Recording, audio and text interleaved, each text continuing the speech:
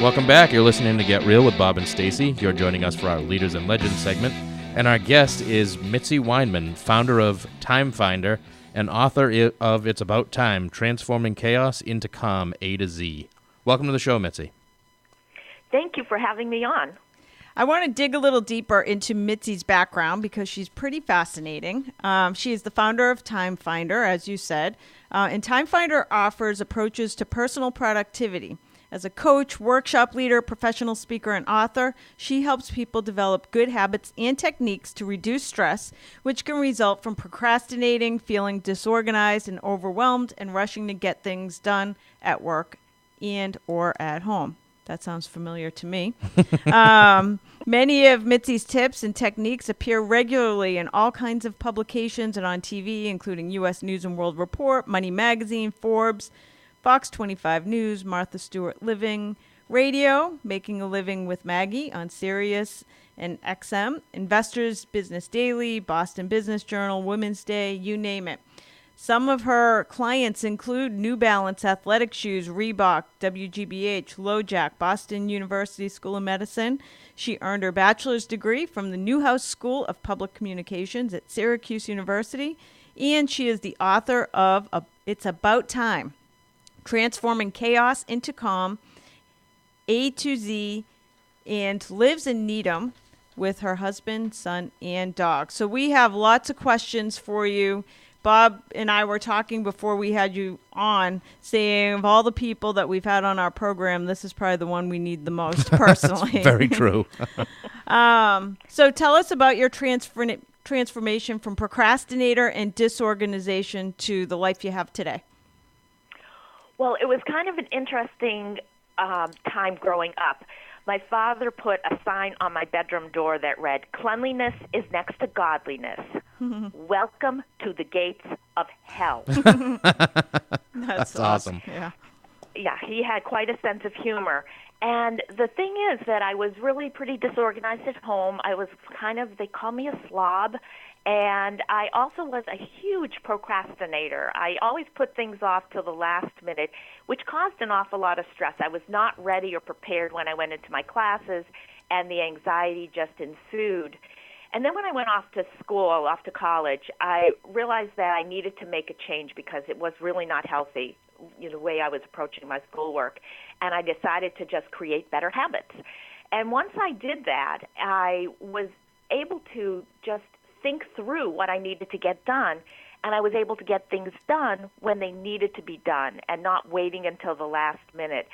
And so by changing the habits and thinking things through and planning, it made such a tremendous amount of difference that when I went, I worked for a lot of different companies, but then ventured out on my own, created Time Finder with the hope of helping people feel that kind of sense of relief that they have more control over their day and they can get those things done. And the thing is that one of the things I say to anybody I talk to, because they think what I do is time management, is that you can't manage time. You can't slow it down, you can't speed it up, and you can't stop it. So don't try to manage something you can't. Think about managing yourself and how you approach situations that come up. How do you react to things? How do you not react to something, which is a reaction actually, and then think about it before you kind of just get sucked in to some chaos or things that are going on at work, the distractions, the interruptions, and saying, oh, sure, I can stop what I'm doing and do something else, and how that impacts the rest of your day or the rest of your week even. Right. So you talk about that it's just as simple as changing habits, but changing habits can be really difficult to do. Are there any super easy little things that our listeners could do so that right off starting today, they're taking a little bit more control of their time?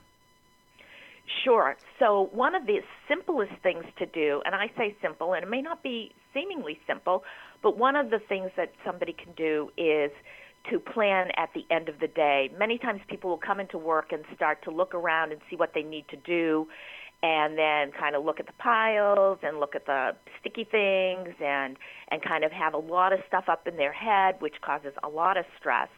But if you take 5 minutes or less at the end of each day and just think about what you've accomplished, and then look at the next day and look even ahead and anticipate things that are coming up, and start putting those tasks into either it's Outlook or Google Calendar or into a paper planner, but think about what you need to do the next day, because you just lived your day. So if you start to plan at the end of the day, it makes a tremendous amount of difference, because when you come in the next day, you're ready to go. Even if you've had some emails that you need to address, you've got a plan. You know what you need to start to accomplish. You start thinking about the priorities and getting to those things first. So that's the second thing, is to work from higher priority to lower priority throughout your day, thinking about what is the most important thing you need to do and doing it earlier in your day, or doing the thing you're going to dread the most earlier in your day so that it's gone and it doesn't drain you of your energy. So those are two big things. Plan at the end of the day and start your day off doing the higher priority items earlier in your day. So when you're working from higher priority to lower priority, firstly, it means that you're going to have less competing demands later in your day. And secondly, if you're working on lower priorities later in your day, it makes it easier to stop working and to go home at the end of the day. But if you start working on your priority that you've been putting off the whole day, and you start working on it, let's say at 4 o'clock in the afternoon, it makes it really hard to stop. Right. And what we want to be able to do is stop and go home. So do you have any advice? I think a lot of us have so many things, so many people that put demands on us throughout the day. So we're providing for our kids and our employees and our family members. Do you have any advice for shaving off just a piece of each day that is for you? Well, one of the things to do for yourself, it may not be every day, but it's really to decide what it is that you want to do. You know, people talk about work-life balance, and I don't think there is such a thing. I don't think there's time management. I don't think there's work-life balance. I think what people are really looking for is quality time, time to do things that they want to do for themselves, or to spend time with certain people, with friends, with family, with their kids. And one of the things that's really helpful to do is to start to determine what those things are that you want to do, and start looking at your calendar and start looking at where you can carve out time to do those things. You know, if it's to just, you know, if it's, I don't want to even say to just, if it's reading a magazine or reading a book, you can block out, look at ways to block out even 15 minutes or a half an hour for that activity. If you want to go back to school and take a class, look at when you might be able to do that, what it's going to take to do that, and plan through that. But also start to communicate with the folks around you, your family, or people who are going to be impacted by something as big as going back to school, or something as simple as maybe going shopping or going to the library and spending an hour or two there. But you really have to do a lot of calendar management. It's really looking at your calendar, seeing where you've got time to be able to just block that time out, be specific with the time when you block it out with what you want to do with it, and then communicate to people who are going to be impacted by it. But you have to decide what it is that you want to do. And so many times people don't know what that might even be. Absolutely. Now, one piece that I know you talk about in your book, which is really interesting to me, I have a 6-year-old who is already overly scheduled in her activities. You have something you call decaf parenting. What is that all about? Decaf parenting is really for parents to take a step back and say, you know what, what's working and what's not? Do we need to be in so many activities? Or, you know, our kids being in so many activities? Or can we kind of pull back a little bit and say, you know, what would be one activity per season that our child can be in? I remember have a friend whose son was in like 5 activities, you know, in the fall. And it's, you know, having to carpool and run to all of these activities. The poor child was tired when it came time to doing homework.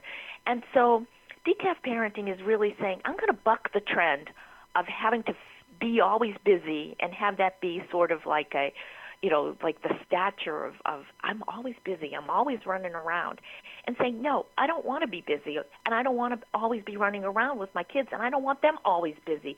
I want them to be able to relax. I want them to be able to just be and even be home. They don't have to be always doing something and saying, I'm stopping that. Yes. And you know what? It's okay.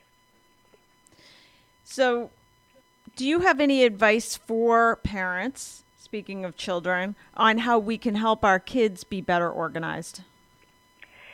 So one of the things that parents can do to help their kids be better organized is to talk to them and also stay in touch. Many teachers now have, as we went back to parent school night last night, their websites have what the homework is and everything. But it's really to talk to your kids and say, what do you have coming up? Let's look at what schoolwork you have. And starting to get them, even at an early age, to put it in some sort of a planner. Many schools, I won't say most, but many schools have, or school districts have planners that the parents can buy, or for like $5 or $10, and they put their homework assignments in. And so starting to do that is really helpful for the kids, and to have parents discuss what's going on. If they've got projects, start asking your kids, like, what are you going to need to do to get this project completed? And start looking at how to create little steps to get that project done. Because if it's a science project, or if it's a reading project, or something, they probably have to go to the library. They have to choose a book. They have to decide when they're going to read the different chapters, depending on how long the book is, and obviously what age level the child is.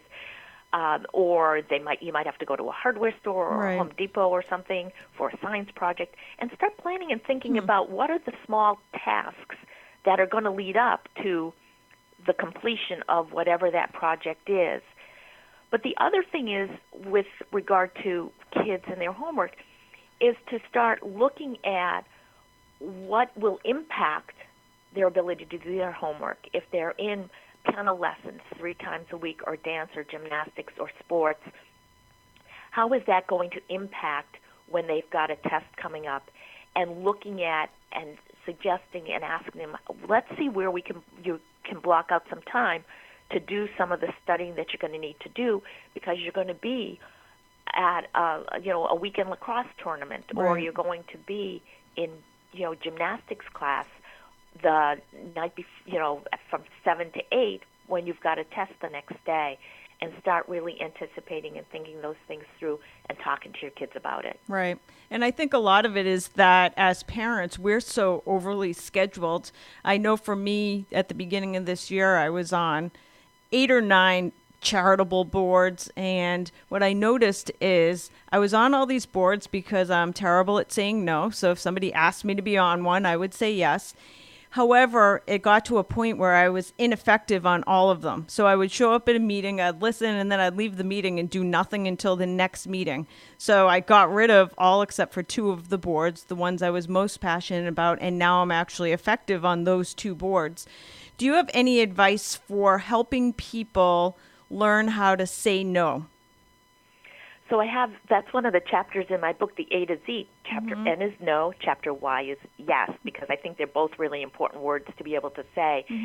And so when you're going to think about saying no, firstly, think about it before you say yes or no, and find out what the commitment level is for what you're being asked to do. And then let the person know that you need to think about it, and really weigh whether it's something that you're going to want to do, or if and ask yourself, like, if I say yes to this, am I going to regret this? Am I going to be kind of saying, oh my gosh, why did I say I would do this? Or are you saying yes to something and saying, wow, this is really great, like you did. You chose 2 things you're passionate about.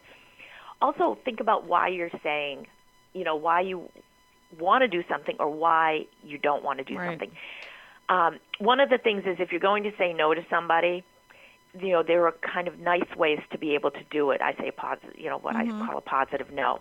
One is to let somebody know that you're available to help out in a small way on some projects, and feel free to get back to you. Another way is to offer, that somebody else might be better, and maybe suggest somebody else that could help them out. Mm-hmm. One of the things you don't want to say to somebody is, I'm just too busy. I just can't do this. Exactly. Because when you say that to somebody, they're saying, well, I'm busy too. Right. And it just kind of creates, it's not a really nice thing to Absolutely. say. So you think about how you're actually going to say no to somebody, but you can say it in a positive way with, this sounds like a great opportunity. I appreciate it. This isn't really the right time for me right now, but I hope you'll get back to me, or I can help out with something else.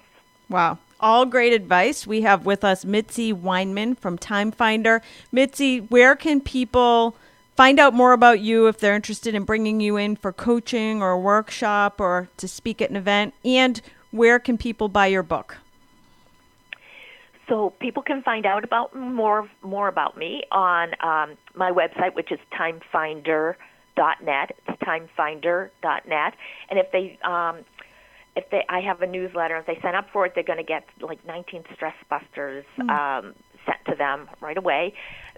You can buy my book from my website, which would actually, there's a link to take you to Amazon, but you can buy it on Amazon.com, and it's hard copy, a paperback, as well as it's a Kindle version. It's available as well.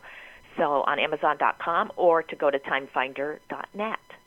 Awesome. Great stuff. It was the best use of 17 minutes of our time today. So thank you. Thank you, Mitzi. Thank you so much. That's all for this edition of Get Real. Make sure you join us again next weekend for more.